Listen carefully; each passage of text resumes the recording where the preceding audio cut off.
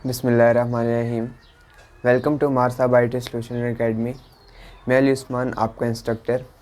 और मैं उम्मीद करता हूं कि आपने हमारे पिछले लेक्चर की प्रैक्टिस की होगी और रिवाइज़ किया होगा उसको। जब भी आपको मौका मिले आप प्रैक्टिस किया करें। और आज के टॉपिक की तरफ चलते हैं। बिस्मिल्लाहिर्रहमानिर्रहीम। आज हम CSS बॉर्डर और आउटलाइन पढ़ेंगे। CSS बॉर्डर जो है वो बेसिकली ये डिस्प्ले करती है कि आपका जो क्या नाम है कंटेंट है वो किस एरिया में आ रहा है।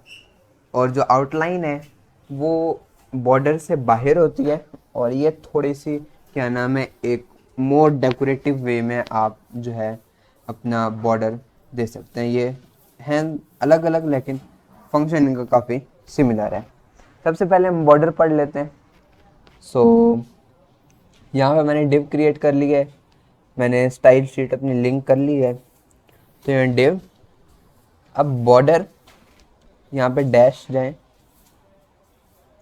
तो अब यहाँ पे सबसे पहले तो हमारे पास बॉर्डर की विड्थ है कि बॉर्डर कितना इसकी मोटा होना चाहिए। तो वो मैंने जैसे 2 पिक्सल कर दिया।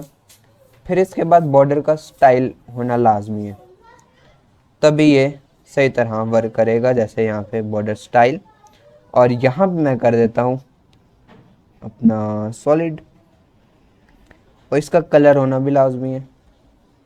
मैंने बॉर्डर कलर कर दिया एक्वा। अब मैं इसको रन करूं तो ये एक सॉलिड 2 पिक्सल कलर यहाँ पे शो हो रहा है। ठीक, अब यहाँ पे एक और हमारे पास आता है कि हम चाह रहे हैं कि टॉप बॉटम का अलग हो, लेफ्ट राइट का अलग हो। तो वो हम कर सकते हैं by using border bottom left जो है। अब यहाँ पे सॉरी, ये बॉर्डर टॉप, टॉप बॉर्डर जो है वो मैं चाह रहा हूँ कि हो 5 पिक्सल का, बाकी सारा सेम हो। तो 5 पिक्सल किया वो ख़त्म हो गया, क्योंकि यहाँ पे साथ में इसके स्टाइल और कलर देना लाजमी है। सॉलिड, यहाँ पे मैं कर देता हूँ रेड। तो ये ऊपर सॉलिड रेड आ गया। इसी तरह अगर मैं यहाँ पे बॉटम करूँ तो बॉटम में भी आ गया। ये भी मैं 022 कर देता हूँ ये। ठीक, अब इसी तरह यहाँ पे मैं यूँ कर सकता हूँ डैश्ड। तो यहाँ नीचे डैश्ड आ गया। ऊपर मैं डॉटेड करना चाह रहा हूँ तो मैं डॉटेड कर सकता हूँ। ये हमारे पास आ गया।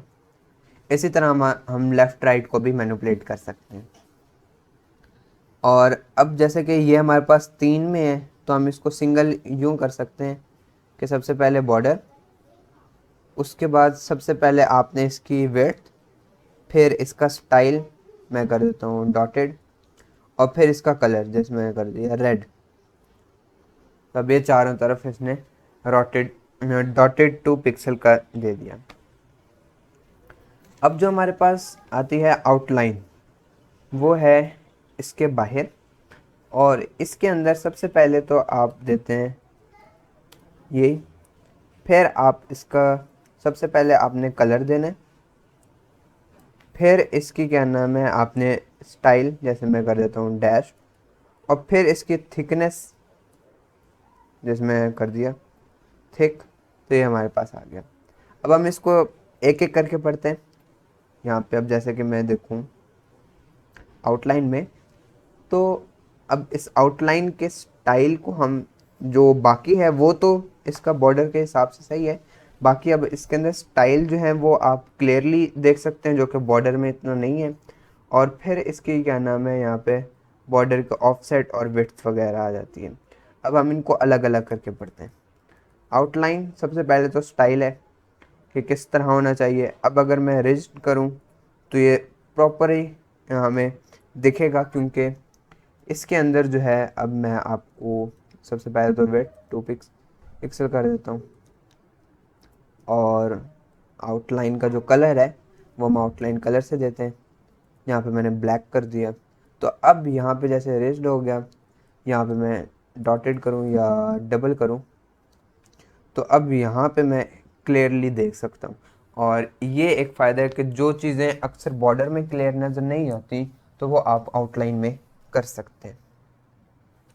और इसका जो मेन पर जो यहाँ पे यूज़ होता है वो होता है कि जब आप चाह रहे हो कि मैं बटन पे क्लिक करूँ और उसके साइड पे बॉर्डर बना हुआ आ जाए, और बॉर्डर की आप कुछ ऐसी टाइप चाह रहे हैं जो बॉर्डर के अंदर सही तरह वर्क नहीं कर रही, तो वो आप आउटलाइन की मदद से कर सकते हैं। ठीक, आज के लिए इतना ही था और इंशाल्लाह नेक्स्ट हम आगे पढ़ेंगे। Thanks for watching. खुदा हाफिज़।